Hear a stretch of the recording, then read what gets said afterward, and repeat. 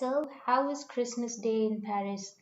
I don't have a simple answer to that question because the day started all right, but then it went downhill from there for a while before it got better and ended really nicely.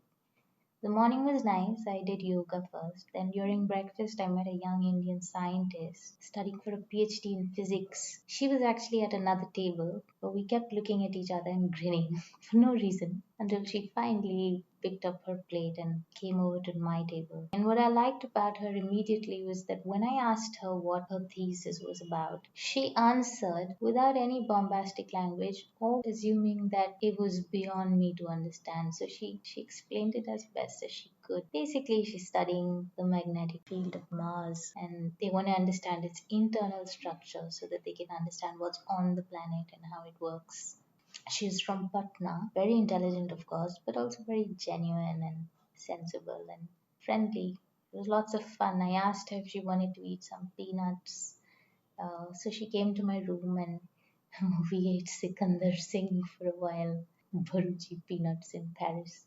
Then, while I was checking out of the hostel to go to another hotel that I'd booked for the next 3 days, I asked the man at the checkout counter, Philippe, to teach me to say Merry Christmas in French. And he seemed a serious man, but he immediately brought out his post it notes and then wrote it out for me and made me repeat after him Joyeux Noel, Joyeux Noel, Joyeux Noel, Joyeux Noel. And then I finally got it, and so I said, okay, fine, Joyeux Noel, Philippe. And he was so happy. He was laughing, I think out of appreciation. You can't be sure. Then he finished all the billing and stuff, and then he said, Deepika, allow me to walk you to the gate today and see you off. You are truly special and funny, and uh, you made me laugh so much today, eh? And of course, I had to wish him again, genuinely. I said, Joyeux Noel, Philippe, and I was on my way. Then, just around the corner, there was a nice bakery with a long queue of local French people waiting to buy patisserie for their family and friends. And I went and stood at the door to watch people buy stuff and to see what they were buying and just out of curiosity. And I noticed the customers there talk to shopkeepers very respectfully, in a very human way. First they say hello and then they wait for the shopkeeper to say hello back. They may even say, "How are you?" And then the shopkeeper says, "I'm fine. What do you want today?" And then they don't order them. The tone isn't, I want a dozen eclairs or pack six of these for me or get me this. Get even though I didn't understand the language, it all sounded like, "Could you give me six of these? Would you be able to pack me a dozen of those? Do you think these would be a good idea for kids?" It was a very equal, respectful interaction, which is a small thing and it's almost invisible, but it really contributed to a very stress free environment. And I wish interactions here were more like that. In fact, even if a kid asked a question, the lady behind the counter, would answer the child very respectfully and patiently, not at all patronizingly or, being short with them.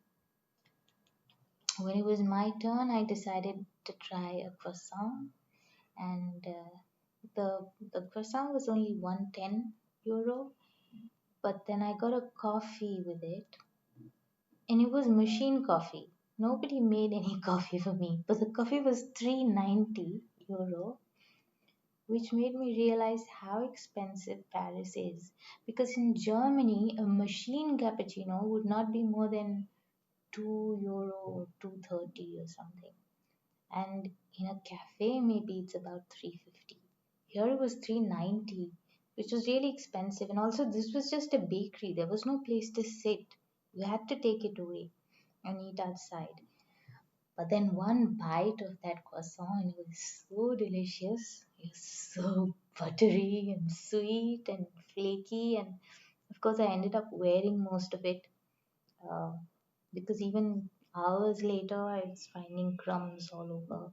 Oh, here's another bit of croissant on my on my pants or my boots.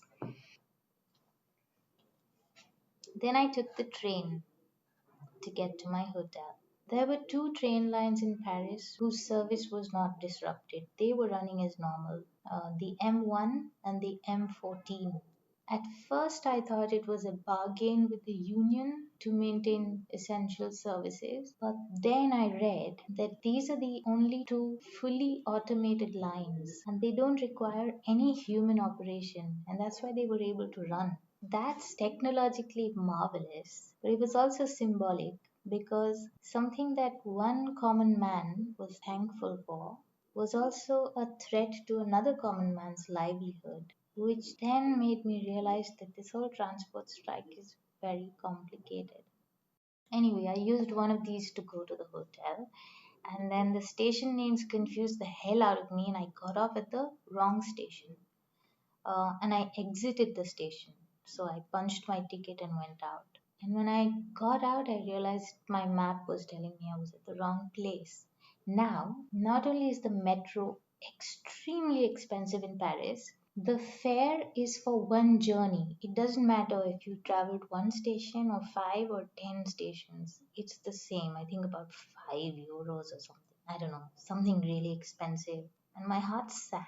I was like, for one station, I'm going to have to use another 5 euro. I was very annoyed at myself. But then I went to the counter and then I said, Parlez-vous anglais? And I told the lady what I had done. And I asked her if there was any way she could help me. She was busy with her work and she didn't smile or she didn't look at all understanding. She sort of looked at me very harshly. Then she locked her computer, got out of her cabin, came all the way outside, used her card to let me enter back through the exit gate.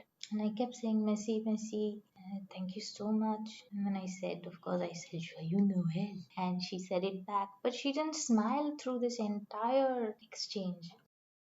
Once I got onto the train, I was just thinking that grumpiness or curtness really has nothing to do with kindness and empathy or compassion. It's not like they're exclusive traits. And if you think about it, there is a politics to smiling, isn't there?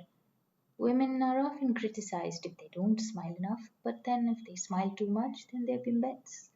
Bosses don't have to smile because they're leaders, but subordinates better smile to appear pleasant and agreeable.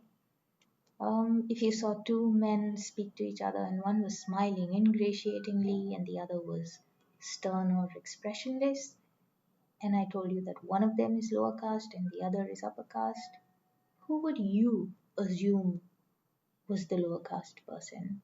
Sometimes smiling just is forced so that you're not seen as a difficult person, or just to make things easier for you. In my experience, it's often been that the person who smiled too much was hiding something, uh, and the person who didn't was just far more straightforward.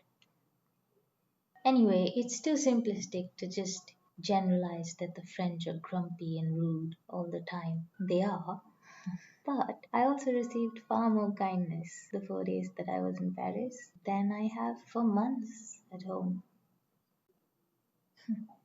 Go figure.